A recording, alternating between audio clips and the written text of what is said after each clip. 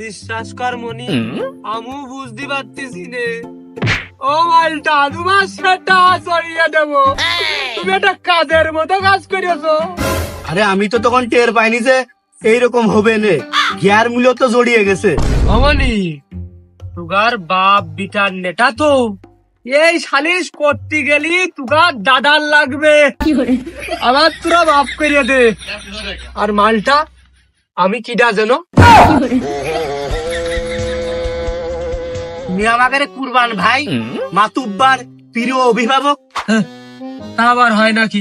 তাহলে আমি হেনে কে? ও কুরবান ভাই, তুমি সালিশ করতে এসো আমাদের বাপ বিটার। তুগার বাপ বিটার সালিশ আমি করতে যাবো কেন? শোনো মাতুব্বার, নাটক থাপালি হচ্ছে না, আমার প্রশ্নের উত্তর দিয়ে যাবা, যেহেতু মাতুব্বার হয়েছো। হ্যাঁ, কি প্রশ্ন তুই কর দিবি? তোর প্রশ্নের উত্তর দে, আমি এনতে দূর হই। আমি কি নিজের বাড়ি আছি না আমি ঘর দামই? তুই দোকানে সরাটে বসে আছিস? বাদে যে আমার বোন, সে আমার বউ হয় কোন কায়দায়? এই শালা জানি। আমার এর ভিতরে টানিস নে। তাহলে আমি এর মধ্যে কে? আমার আব্বার বিয়েন, আমার আব্বার ঘরে থাকবে কোন কায়দায়?